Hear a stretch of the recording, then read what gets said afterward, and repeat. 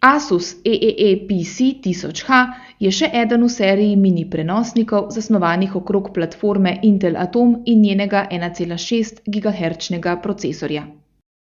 Gre za trenutno največji mini prenosnik iz Asusove družine EEE.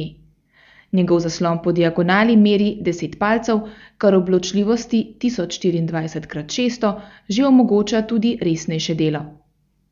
Po strojni plati prinaša še gigabajt delovnega spomina, 160 GB trdi disk, osnovni nabor priključkov ter Wi-Fi in Bluetooth.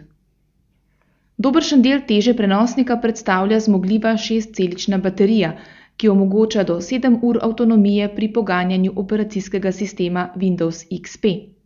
Ta je v različici Home nameščen že ob nakupu.